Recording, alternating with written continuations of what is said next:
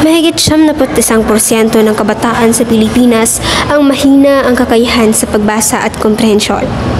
Iyan ay ayon sa ulat ng Philippines Learning Poverty Brief.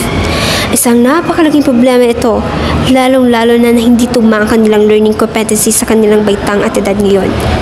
Patuloy na haharapin ang problemang ito hindi lang ng kabataan, kundi pati na rin ng buong bansa.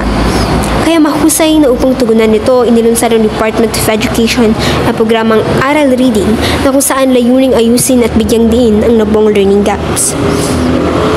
Academic Recovery and Accessible Learning o Aral Reading ay isang programa na ipinatupad mula sa legal na basihan ng Republic Act No. 12028 o Aral Program Act, ng isang makabuluhang proseso ng pagbabago. Marami na ang mga hakbang na ipinanukala para lamang tugunan ang problema sa edukasyon. Kahinaan ng mga batang Pilipino sa pagbasa, pag-intindi, at iba pang mga asignatura. Para ito sa mga estudyanteng kinder patungong ika-10 baitang na nahihirapan sa academic. Kahit paman sabihin paulit-ulit na lamang magre-revise sa sistema, hindi naman masamang magpatuloy kahit paman pumalpak ng pumalpak.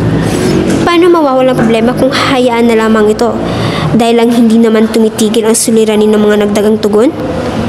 Ang aksyon na ito ay nagpapakita ng katapangan at determinasyon mula sa Departamento ng Edukasyon. Walang mawawala kung patuloy na mag-aasam kung ano ang mas makakabuti, kagaya na lamang ng panibagong hakbang na ito. Pagkatapos ng pandemya, mas lumala ang learning gaps sa mga bata, kaya bunsod nito mas kailangang pagtuunan nito ng pansin.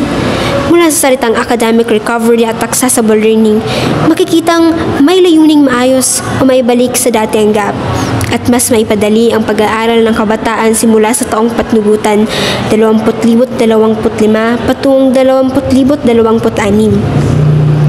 Patuloy lamang na umasa ng pagbabago para sa kabataan dahil ang kabataan ang pag-asa para sa kinabukasan. Walang susuko, bigyan ang kabataan ng nararapat na edukasyon para sa kanila.